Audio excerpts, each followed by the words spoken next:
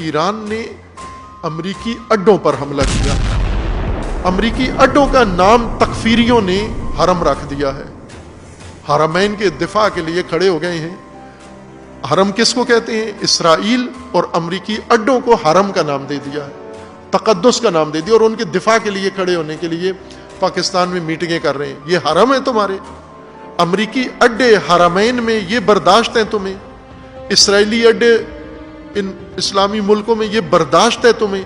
اور اسرائیلی اور امریکی اڈوں پہ میزائل تمہیں برداشت نہیں ہے, اور اس کو اسلامی ملکوں پر حملہ اور عرب ملکوں پر حملہ قرار دیتے ہیں تم, اور ایران کو دھمکی دے رہے ہیں. دراصل پاکستان کو اسی لیے ٹرمپ نے تعریفیں کر کے ہمارے لیڈرز کی اور اس نے ساتھ ملایا تھا اسی دن کے لیے, چونکہ ٹرمپ کے ذہن میں تھا کہ اس نے ایران پر حملہ کرنا ہے اور اسرائیل نے, اور اس دن کے لیے اس کو ساتھی چاہیے تھے, اور اس نے تمہیں ساتھ ملا کر یہ خیانت کروانا چاہیے.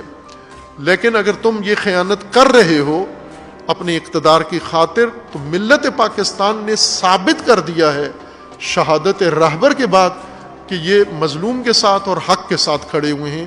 لیکن ملت بھی اپنے اس احساس کو اظہار کرے, اس کو سامنے لائے, اس کو باہر لائے, اور بتائے, اپنی حکومت کو بھی بتائے کہ ہم کس کے ساتھ ہیں.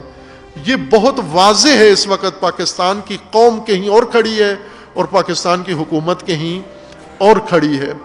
اب حکومت کیا جبر کر کے عوام کو ٹرمپ کے ساتھ اور اسرائیل کے ساتھ لے جائے گی, یا عوام اپنا اثر رسوخ کر کے اپنی حکومت کو باز رکھیں گے کہ وہ اس قسم کی غلطی کرنے نہ جائے, اور طاغوتوں کے ساتھ مل کر اور دشمن کے ساتھ مل کر آج کے اس کربلا میں یہ یزیدیت کا ساتھ